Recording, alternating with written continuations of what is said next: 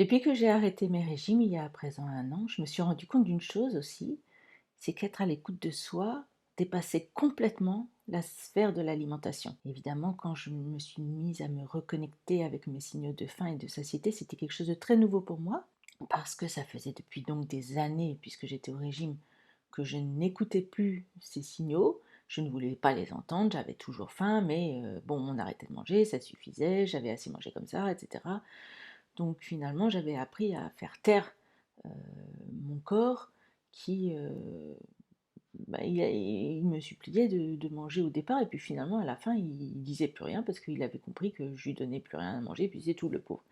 Donc je l'écoutais pas, donc j'avais pas décidé d'être dans la bienveillance par rapport à lui, puisque je lui faisais subir toutes ces maltraitances. Pour moi, les régimes, c'est absolument de la maltraitance, on s'affame, enfin, on se met dans un état absolument misérable. Donc j'ai appris, une fois que j'ai lâché ces régimes, à enfin être à l'écoute de mes signaux de faim et de satiété. Et, euh, et ça m'a donné l'impression d'être dans une très très grande gentillesse envers moi-même. J'ai eu l'impression de traiter mon corps un petit peu comme on traite un enfant ou quelqu'un qu'on aime vraiment bien, ou quelqu'un qu'on chérit. Je me suis mise à m'aimer, et je me suis rendu compte que ça dépassait largement, de façon bien plus large, la sphère de l'alimentation, en fait, cette histoire de rétablissement alimentaire. Par exemple, j'ai remarqué que depuis que je suis en rétablissement alimentaire, j'ai fait un peu le ménage parmi mes relations, parce que comme j'étais devenue beaucoup plus bienveillante envers moi-même, je n'ai plus pu supporter certaines personnes qui n'étaient pas dans cette même bienveillance, qui me rabaissaient, etc., ou qui me critiquaient un peu méchamment et tout ça. Donc du coup, je me suis dit que non, je n'allais pas garder des personnes malveillantes dans ma vie, dans la mesure où moi, j'étais sur un chemin d'écoute de moi-même et de bienveillance. Se nourrir quand on a faim, c'est quand même la première des bienveillances, c'est un signe d'amour de soi. Donc on n'a pas envie de garder autour de soi des gens qui ne nous aiment pas, quoi.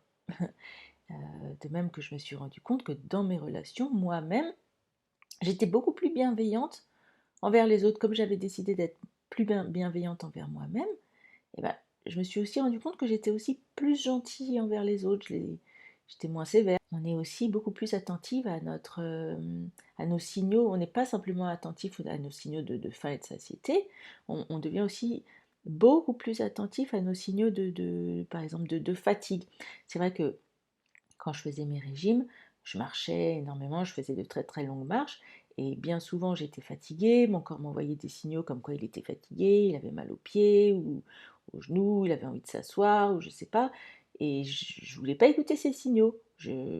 D'ailleurs, il y a des applications là chez Weight Watchers ou autres où on a des montres où on compte nos pas, il faut faire 10 000 pas, 15 000 pas par jour, etc.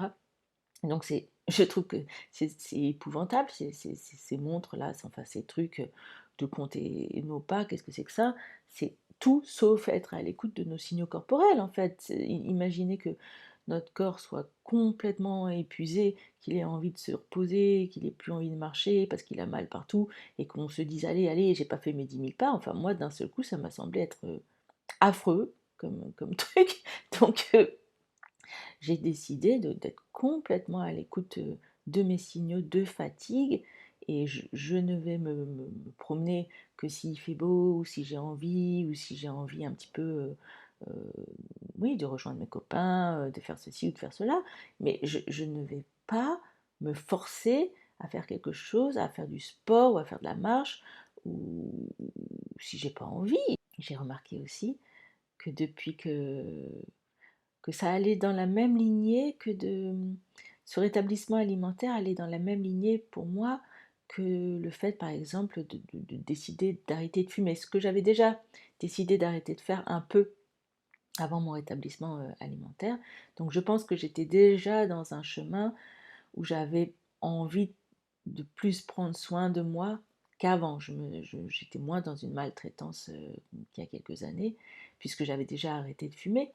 Mais je trouve que ça s'inscrit exactement dans la même lignée que quand on est dans un rétablissement alimentaire où on décide de prendre soin de soi, on n'a pas envie de se faire du mal, se nourrir quand on a faim, c'est prendre soin de soi, arrêter de fumer, c'est prendre soin de soi, éviter je sais pas, l'alcool, enfin les choses qui peuvent faire du mal, euh, c'est prendre soin de soi, éviter de s'entourer de personnes malveillante, c'est prendre soin de soi. Je me suis rendu compte vraiment que ce chemin de rétablissement alimentaire, ça me faisait rentrer dans une très très grande bienveillance envers moi-même. Et ça m'a beaucoup touchée. J'ai trouvé ça vraiment formidable. Euh, je sais pas, on est plus heureux en général. On devient plus gentil envers soi-même et ça change la vie. Voilà. Je vous embrasse. À bientôt.